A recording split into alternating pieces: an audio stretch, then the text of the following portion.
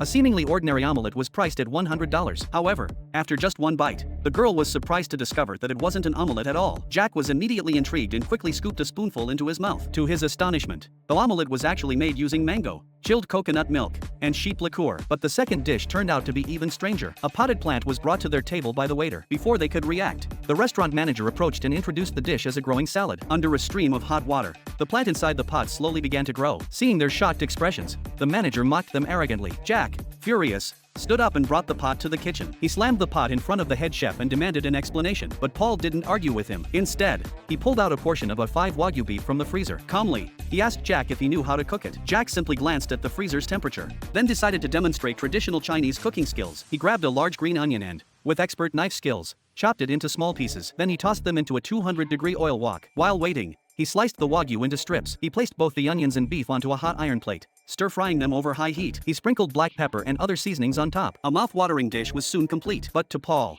this was barely worth mentioning. Next, Paul pulled out a blowtorch and quickly seared the steak until it was crisp on the outside and juicy inside. He cut it into evenly sized pieces and carefully arranged them on a plate. He meticulously adjusted the position of each piece. Once everything was ready, he struck a match and lit the fruitwood chips in a container. The steak was smoked for 40 minutes with the aromatic flavor of the wood. The result was a steak that was both tender and richly fragrant. While they waited, Paul commented that Chinese cuisine had stagnated for years. This time, he had returned to China to prove himself at a culinary competition. But Jack didn't taste the dish. He simply turned and walked out of the restaurant. At that moment, Paul placed a piece of beef into his mouth and froze. He hadn't expected the Wagyu cooked this way to be so tender. It seemed traditional Chinese cuisine wasn't as outdated as he had thought. Yet, the showdown between the two was far from over.